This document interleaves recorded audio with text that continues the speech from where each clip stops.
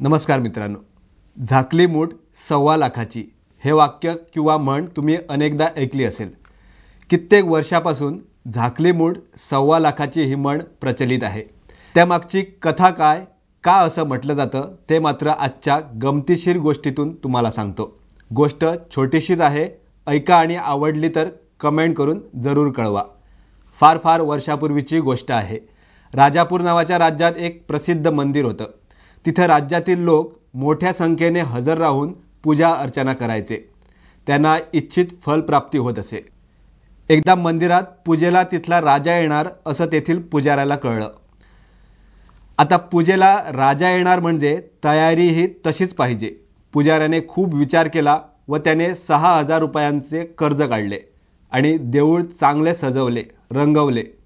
ठरलेल्या दिवशी आपल्या सेवकांसोबत राजा पूजेला आला। पुजाऱ्याने विधिवत पूजा करून घेतली व पूजा आटोपताच राजाने दक्षिणा म्हणून पुजाऱ्याच्या ताटात 4 आणे ठेवले। पुजाऱ्याला तिथेच घाम फुटला। मंदिराची एवढी सजावट करण्यासाठी आपण 6,000 रुपये कर्ज काढून मंदिर रंगवले आणि राजाने फक्त 4 आणे दक्षिणा ठेवावी। आता या चवण्णी छाप राजाला काय सांगणार? याला अद्दल घडवायचीच असं पुजाऱ्याने ठरवलं। पुजारीही हुशार होता। राजा गेल्याबरोबर पुजाऱ्याने ते 4 आणे मुठीत घेतले आणि सगळ्यांना सांगू लागला, राजाने मंदिरात दान केलेली एक मौल्यवान वस्तू आहे। ती मला झेपणार नाही म्हणून मी तिचा लिलाव करतोय। आपापली बोली लावा। लिलाव आजच संध्याकाळी केला जाईल। पुजारी म्हणाला, शक्य तेवढ्या लोकांना ही माहिती द्या, कारण राजाने दिलेली मौल्यवान वस्तू आहे।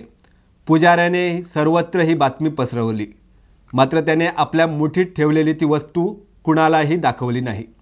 सर्वत्र चर्चा सुरू झाली। झालं, लिलावाची वेळ ठरली। मंदिराजवळ नगरातील प्रतिष्ठानची आणि सामान्य लोकांची तुफान गर्दी जमली। सगळ्यांना त्या वस्तूविषयी कुतूहल होतं। आता राजाने वस्तू ठेवली म्हटल्यावर साधी ठेवली असेल का? पहिलीच बोली सुरू झाली ती 10,000 रुपयापासून। पुजारी डोके हलवून नाही म्हणत होता। लिलावाची रक्कम वाढतच होती, ती खबरसुद्धा पसरत होती। शेवटी गोष्ट राजदरबारापर्यंत पोचली। इकडे लिलावाची बोली वाढत 50,000वर पोचली। तिकडे राजाला पहारेकरी म्हणाला, महाराज, आपण मंदिरात दान केलेल्या वस्तूचा पुजाऱ्याने लिलाव सुरू केला आहे आणि ती वस्तू दाखवतही नाही आणि सांगतही नाही, मुठीत ठेवली। त्या ऐकताच राजाला घाम फुटला। राजाला माहीत होतं त्याने काय दान केलंय आणि पुजारी कसला लिलाव करतोय ते।